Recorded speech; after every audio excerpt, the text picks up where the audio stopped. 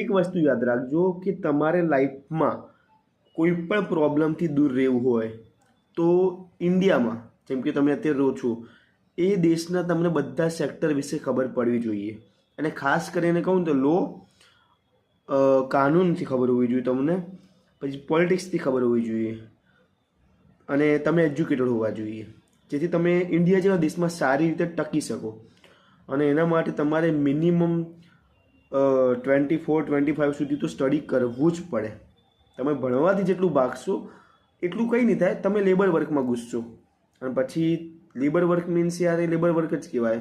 તમારી આ ગળા નીચેની બોડી વર્ક કરવાની, અને આ ભાગ છે જે એને તમારે બંધ કરી દેવાનો.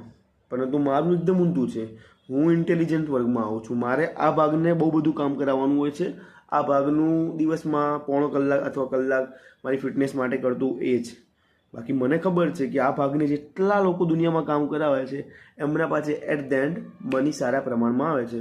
અને મારો પણ ઇન ફ્યુચર અને ઇન પ્રેઝન્ટ એ જ ગોલ છે. હું આના ઉપર જ કામ કરું છું, કારણ કે આ મારું બહુ હાઈ લેવલમાં ચાલે છે. અને તમને પણ સજેસ્ટ કરીશ કે તમે પણ એ જ કરો, જેથી તમે પણ જીવનમાં પામી શકો જે તમે ઈચ્છ્યું છે. બાકી તમારું જીવન છે, તમારી ઈચ્છા.